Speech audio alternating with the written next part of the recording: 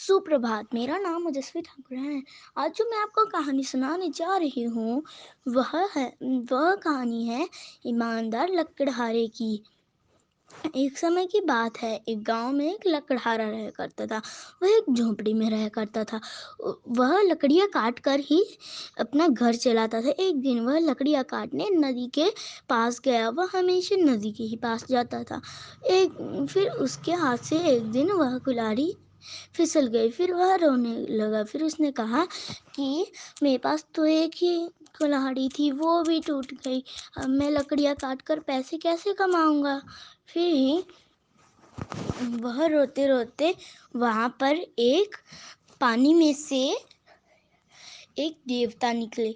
फिर उन्होंने उसे कहा, क्या हुआ तुम्हें, तुम क्यों रो रहे हो। फिर ही उसने लकड़हारे ने कहा, मेरी कुल्हाड़ी पानी में गिर गई है और मैं उसी कुल्हाड़ी से पेड़ की लकड़ियाँ काटकर अपना पेट भरता हूँ। फिर ही वह देवता पानी के अंदर गए।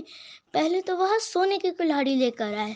फिर उसने कहा, नहीं, यह मेरी कुल्हाड़ी नहीं है। फिर देवता फिर अंदर गए। फिर वह एक चांदी की लेकर आए। फिर बाद में उस लकड़ा ने कहा, नहीं, यह भी मेरी कुल्हाड़ी नहीं है। फिर आखिरी में वह एक लकड़ी की बनी कुल्हाड़ी लेकर आए। फिर उसने कहा कि वह मेरी ही कुल्हाड़ी है। फिर उसके बदले उस भगवान ने उसे तीनों कुल्हाड़ियाँ दे दी। इसीलिए कहते हैं, ईमानदारी सबसे अच्छा फल है। धन्यवाद।